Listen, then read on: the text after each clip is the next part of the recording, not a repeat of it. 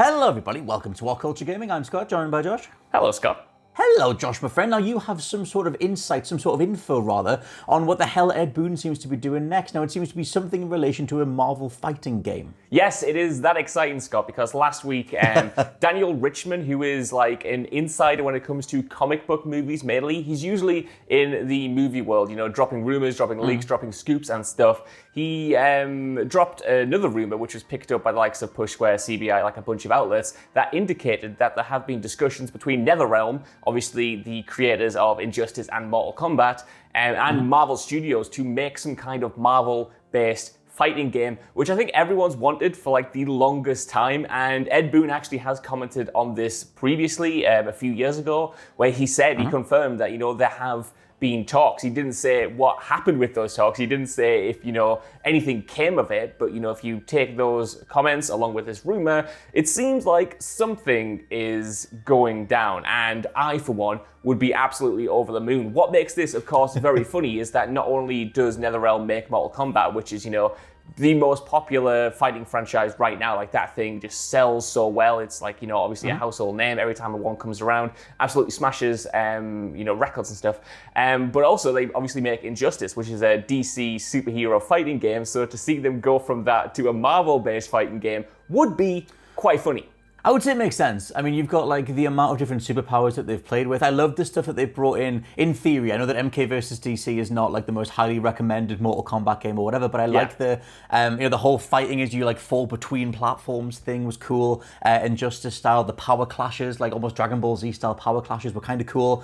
And I feel like, over the years, Mortal Kombat, the characters have only got more super heroic. They've only got more over the top. And it makes sense to do a Marvel-based version of this game, or this sort of style. That interview that you said, though, the one where he was talking to Game Informer and they were just asking him a bunch of rapid fire questions and they just said like, hey, have you ever talked to Marvel about doing a game? And he says yes, and then goes, oh, and kind of realizes he shouldn't have said it.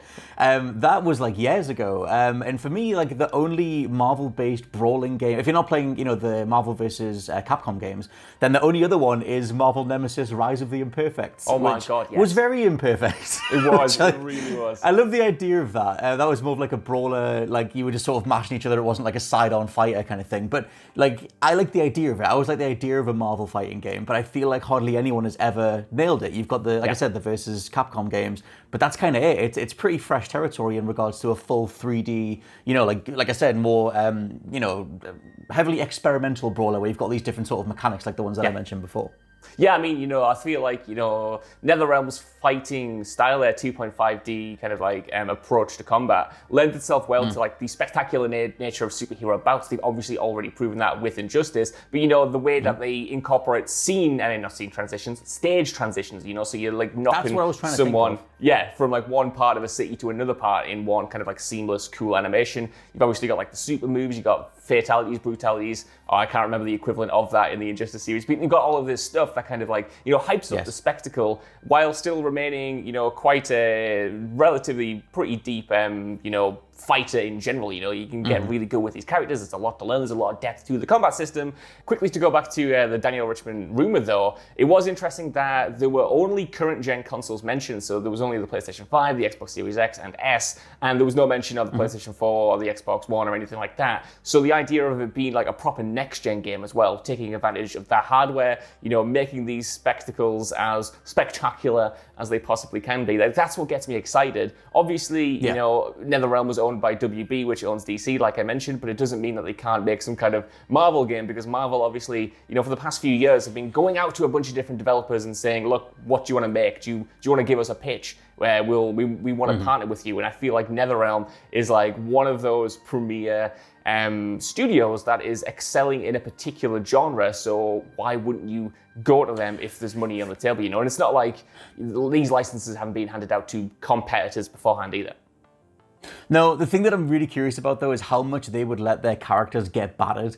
Like, because that was the whole thing in MKDC, was DC or Warner Brothers stepping in and just saying, well, we can't show any blood, we can't show, like, you can't do your fatalities, which is obviously an extreme version of like how much gore or blood or whatever you're going to put in a game.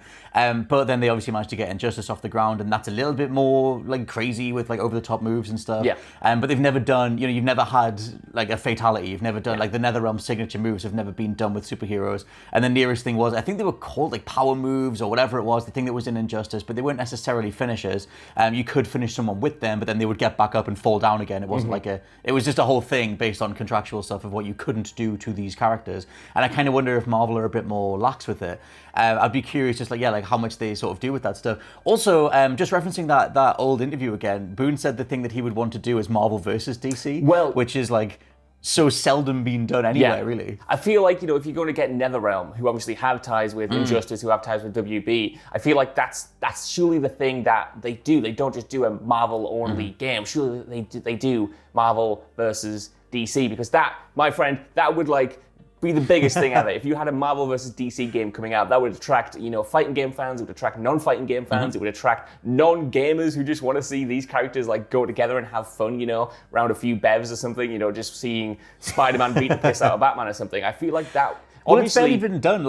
There's Street Fighter versus Tekken, which we got the first one of them. They're still meant to be Tekken versus Street Fighter, the one that's made in the Tekken mold that just never came out.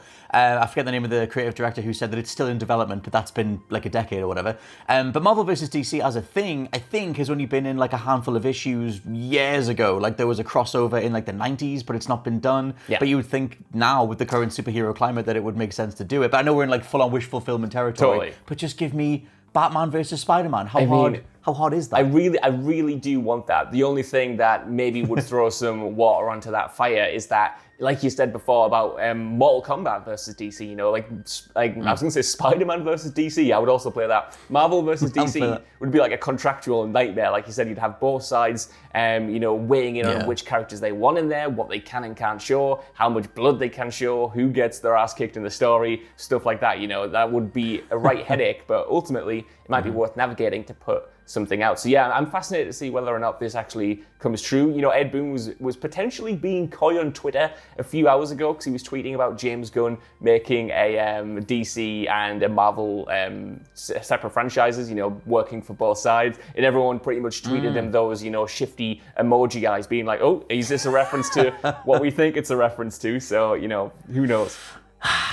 It could be. I mean, that's the thing. If you're Marvel, and for the longest time you haven't really bothered with video games. You for the longest time you did movie tie-ins, and then you sort of sat out most of the 8th generation, and then came roaring back in with Insomniac Spider-Man, which was brilliant. Yeah. And then we've had Miles Morales, and we've had Avengers, which Avengers is just a big lull at this point. I don't know what you do with that thing. It's over there. Maybe it'll come back, but it's just this weird stodge. And maybe there's a way to sort of make that thing feel genuine again and make it feel like it's worth playing again.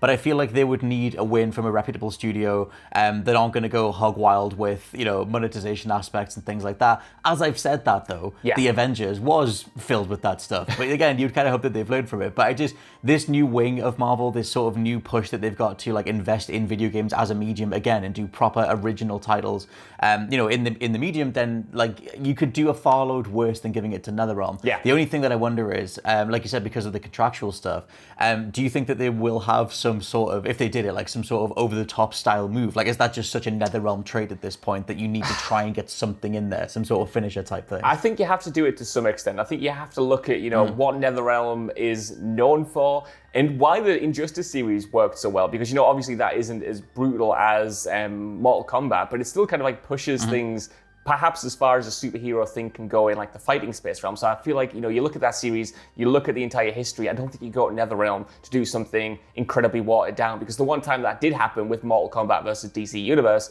it didn't go down very well with the fans, even if it was quite a quirky experiment. That said, I honestly don't know what Marvel's up to these days. You know what I mean? I don't know whether they're incredibly tight around their products. They want things to be a specific way, want things to be as marketable as possible, or whether they're quite aware of the realities of, the gaming world and what studios can do, and ultimately trust those studios to deliver them a product that is good first and foremost, and then also something, beneficial and mass marketable. I hope that's the case, but I'm not entirely sure. It's worth throwing out as well that if you look at NetherRealm's release calendar for the last sort of decade, Injustice was 2013, you had Mortal Kombat 10 in 2015, and then there was Injustice 2 in 2017, and then Mortal Kombat 11 in 2019.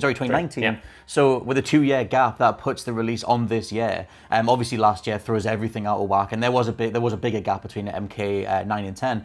But in terms of the big titles that they've put out for the last sort of 8 years, they've stuck to a 2-year cycle. So it makes sense to have something in the pipe for this year. year, even though that might have been elongated by last year. But whether that's Injustice 3 or it is this secret Marvel thing or whatever, you can let us know what you think down in the comments below. What would you rather see, Injustice 3 or whatever this Marvel thing is, if it's actually real?